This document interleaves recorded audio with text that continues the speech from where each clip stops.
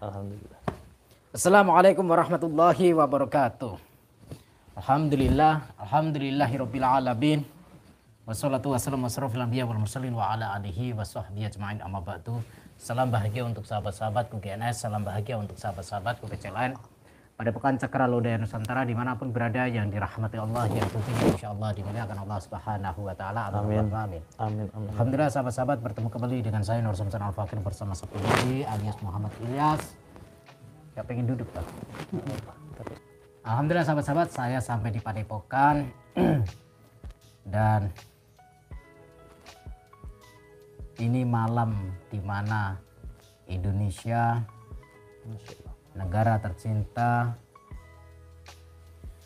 ulang tahun merayakan kemenangan, kemerdekaan. Berarti kita sudah merasakan merdeka secara status konstitusi, kita sudah merasakan kemerdekaan secara konstitusi. Nah, sekarang marilah kita merdeka untuk diri sendiri. Yang artinya apa? Yang artinya kita merubah atau memperbaiki bangsa dan negara itu dimulai dari memperbaiki diri kita.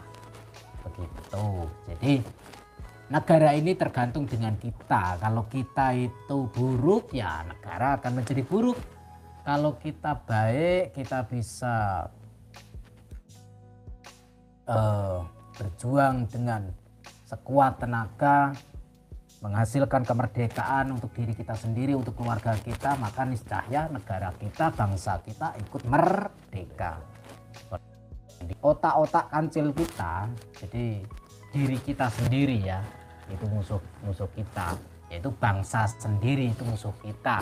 Jadi kalau bisa satu bangsa satu negara jangan sampai bermusuhan, begitu ya. Oke sahabat-sahabat, sebelum kita lanjut perbincangan, seperti biasanya kita sholawat terlebih dahulu kepada junjungan Nabi Agung Muhammad Sallallahu Alaihi Wasallam. Lanjut kita doa liqotatun seperti biasanya. Bismillahirrahmanirrahim. Allahumma sholli ala sayyidina Muhammad wa ala ali sayyidina Muhammad. Li khamsatun utafi biha harol waba'il hatima al-mustafa wal murtada wabnahuma wa Fatimah. Alhamdulillah. Salawat kepada junjungan Nabi Agung Muhammad Sallallahu Alaihi Wasallam. Semoga kita semua kelak di yaumul akhir kiamat nanti mendapatkan syafaat baginda Rasul, dan tentunya jangan pernah tinggalkan sholat dan tadarus Al-Quran. Karena apa? Sholat adalah bagian dari menegakkan dan mengokohkan tiang-tiang agama dan tiang-tiang iman dan takwa kita kepada Allah Subhanahu Wa Taala. Oke sahabat-sahabat, ini dimulai dari mana nih membahasnya nih? Bahasa dari Mobil gimana mobil? udah selesai alhamdulillah. Udah selesai ya? Beres sudah. Nah, kemarin penyok-penyok ya? Penyok ditabrak oleh dukun. Tabrak oleh dukun. Dukun santet. Biasalah dukun. Itu gila itu ya, yang nyetir. Yang nyetir gila juga. Yang nyetir siapa? Yang nyetir sentot. Oke, sahabat-sahabat, jadi di sini perbincangan saya dengan Sapulidi pengen bahas-bahas seputar mobilnya itu dihantam sama dukun. Itu dukun sinting atau gimana? Itu dukun kurasa. Kenapa nggak sempat di lab dukunnya? Nggak mungkin mau di lab. Karena kan perjalanan itu kan nggak tahu kalau dihantam dukun. Habis berapa itu nyervis mobil? Berapa ya? 7, Kurang lebih 6? 7 lah. Kurang lebih 7 juta ya? 7 juta. Nah, Agus, kemarin waktu pulang dari Malaysia ada pemberian dari salah satu ustadz, atau beliau juga ustadz, beliau juga dosen di Malaysia, Universitas Malaysia, memberikan souvenir atau kenang-kenangan untuk Sapulidi dan mantan-mantan preman yang sudah ditobatkan oleh Sapulidi bawa ke sini. kenang-kenangan Gus. Kenang-kenangan. Masya Allah. Itu dari Malaysia. Ngefan banget sama sapu lidi. Oh, ngapain Cinta ngefans banget sama sama sapu sapu lidi, tapi cowok. Enggak cewek. Nah, ini. Oh, gitu. Jadi ini diterimalah. Oh, iya. Oke, alhamdulillah. Ini sorban ya. Ada 1, 2, 3, 4, 5, 6, 7, 8. 8. Ada 8. 8 atau 9 sih? 9. 9 ya. Ada 9. 1 untuk sapu lidi, ambil 1. Satu. Yang lainnya serahkan, berikan kepada mantan preman atau mantan dukun yang sudah taubat, betul-betul taubat. Insya Allah. Nah, ini amanah dari Pak siapa saya lupa itu. Beliau sebagai dosen salah satu universitas tinggi di Malaysia. Masya Allah. Terus beliau juga ustadz juga. Masya Allah. Nah, beliau punya abang, punya kakak yang punya studio atau TV Garasi TV yang kemarin mewawancarai saya. Nah, itu abangnya si dosen ini. Masya Allah. Gitu. Ini diberikan untuk sarana teman ibadah. Ibadah insya Allah. Ini kasih banyak atas apa yang diberikan atau hadiah lah ya. Luar biasa. Semoga ini kita berikan kepada yang memang benar-benar Yang membutuhkan, yang betul-betul berhak. Untuk dipakai dalam beribadah sehingga menjadi amal jariah. Amin. Insya Allah. Buat saya tak tahu tadi namanya ya Gus ya, pokoknya luar biasa. Saya lupa namanya. Dan lagi pula beliau tidak mau disebut namanya. Luar biasa, Masya Allah. Beliau nggak mau disebut namanya. Semoga Allah berikan rezeki buat panjenengan, rezeki yang murah rezekinya, serta diberikan kesehatan dan dimuliakan di mata Allah insya Allah ya. Amin, amin, amin, amin, amin. Ini saya terima ya Gus ya. Ya, Insya Allah. terima. Alhamdulillah.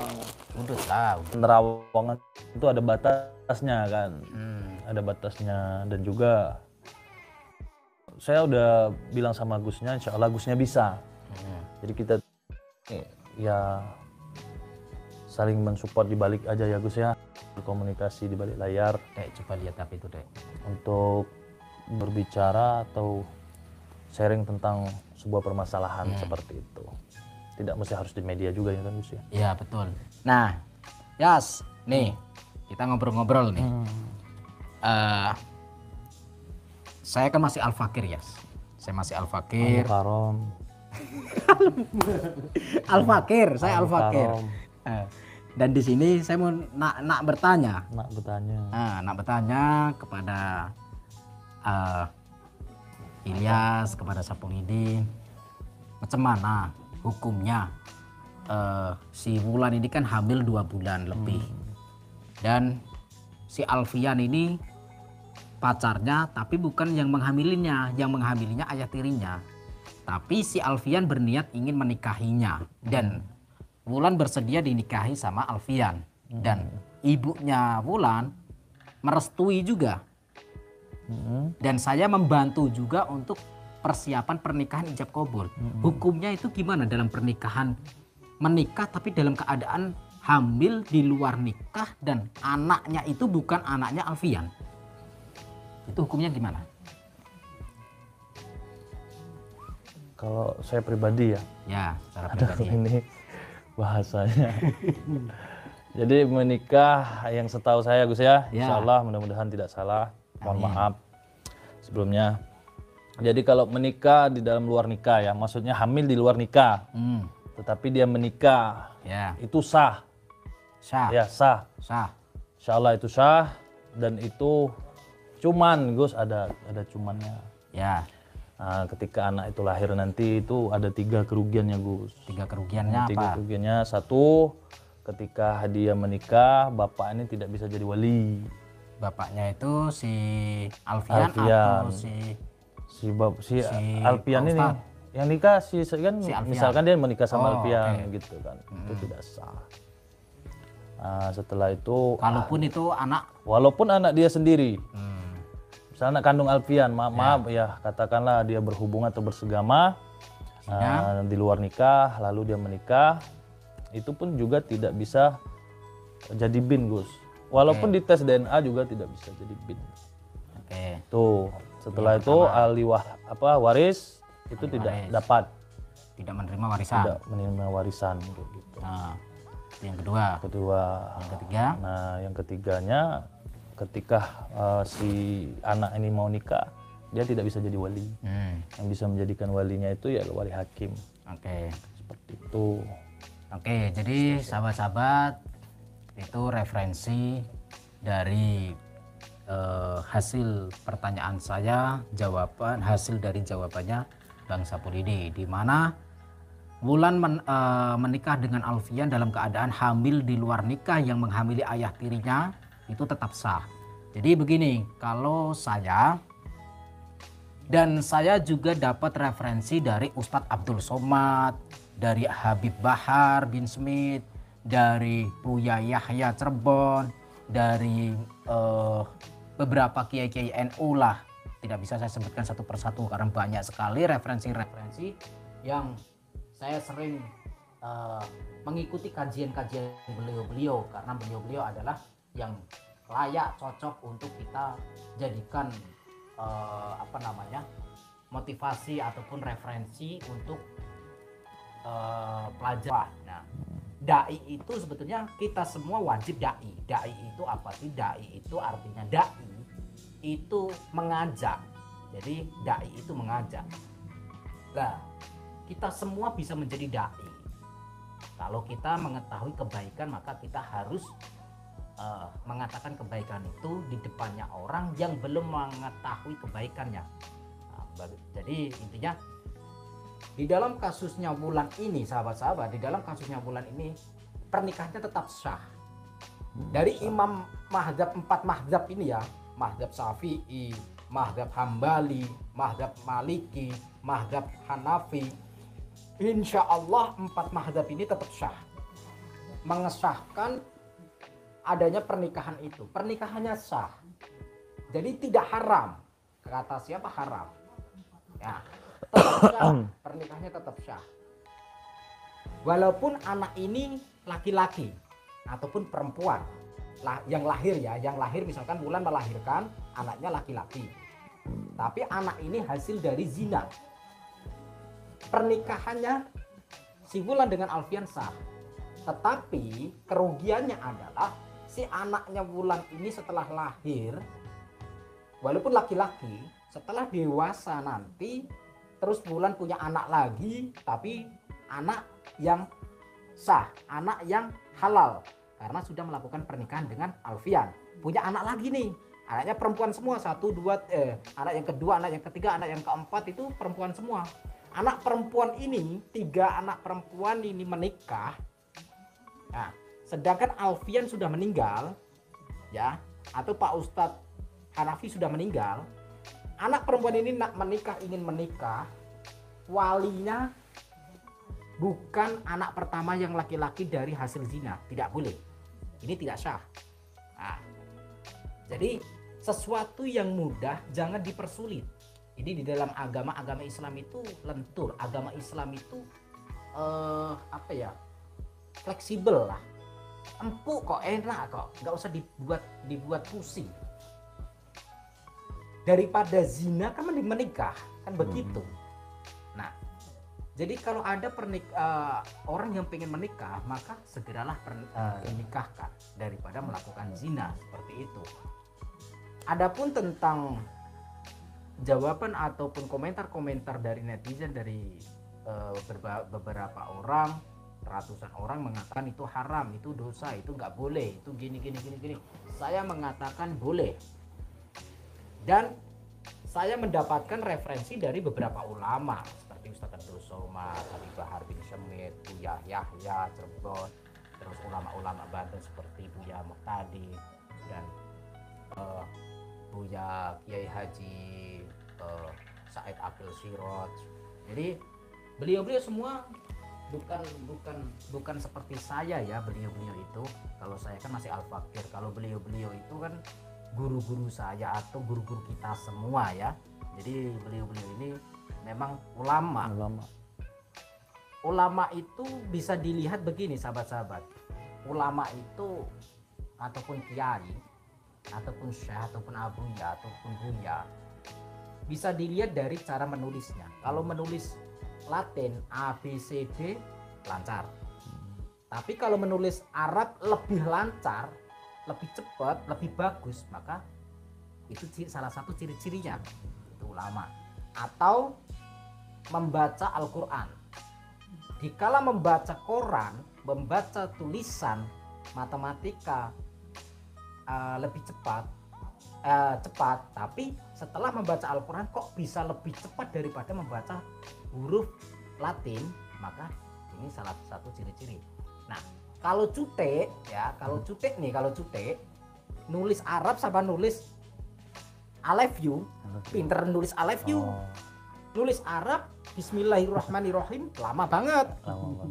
Dan jelek tulisannya, acak-acakan. Nah, kaligrafinya kurang rapi. Ya. Nah, cutek ini bukan ulama, tapi ngalama. Kan begitu. Iya. Alhamdulillah. Nanti ujung-ujungnya yuwasfi sufis. Gimana sih? Kalau yang benar kan, ya itu kan surat pendek kan, ya bagian akhir. Yuwasfi sufi sudurinas. Tapi yang diucapkan dia apa? Siapa ya? Lupa saya namanya. Saya lagi ngeblank ini. Jadi kalau buat yang nanya tentang apa masalah hamil di luar nikah tadi itu, maksudnya tadi lebih jelas lagi kan, banyak juga Gus kan di YouTube kan searching aja, biar lebih jelas lagi kan. Kan ulama-ulama banyak pendapat tayang di YouTube. Jadi betul. Kita nonton YouTube. Nih pesan saya nih dari dulu nih, jangan terlalu ngefans sama kami berdua. Ya, kami berdua hanya memberikan hiburan tontonan aja. Ya, hiburan tontonan yang ada unsur edukasinya. Itu niat kami. Dikala itu semua kepulang kepada kalian semua. Mau mengambil sisi positifnya silakan, sisi negatifnya silakan. Akan tetapi saran dari kami berdua, ambillah sisi positifnya. Bahkan dari dulu ya, dari dulu, kita ya. Itu. Namun pesan saya, saran saya, kalau pegang HP, nontonlah, simaklah kajian-kajian tauhid, kajian-kajian fikih, kajian-kajian dari para ulama-ulama. Karena hanya beliau-beliau saja, ulama-ulama kita yang ada di sekitar kita yang masuk ke YouTube, kita bisa mengambil pelajaran yang berharga. Kita bisa memanfaatkan alat gadget ini atau digital yang serba modern saat ini. Kita bisa kok mendengarkan tausiahnya ulama. Coba bayangkan dulu tahun 90-an kalau mau jumpa mendengarkan tausiah ulama, kita harus jauh-jauh berbondong-bondong naik sepeda ontel ke alun-alun kan gitu. Betul sekali ya. Jadi sekarang dipermudah, ngapain kita mempersulit diri kita? Betul. Kamu ngomong-ngomong ganteng sekarang pakai kayak gini. Mau jadi Gus ya? Enggak mau jadi Gus? Enggak. Kan bisa karbitar. Kenapa ini segel-segel? Bagus karpetnya. Enggak mau jadi Gus? Kan sudah ada jenggotnya brewok gitu kan. Ini tinggal enggak usah dikerok. Enggak, dulu pernah panjang Gus dulu. Sebelum ada YouTube saya udah pernah panjang. Tapi saya kayak Wahabi itu. Wahabi udah. Jadi tadi terima kasih banyak ya Gus ya, telah diberikan amanah, insyaallah amanahnya sudah diserahkan. Semoga berkah untuk kita semua lah. Amin lah ya. Oke, baiklah, mungkin saudara cukup sampai di sini saja. Insyaallah kami akan melanjutkan ngopi dulu. Udah. Terima kasih. Assalamualaikum warahmatullahi wabarakatuh. Waalaikumsalam warahmatullahi wabarakatuh.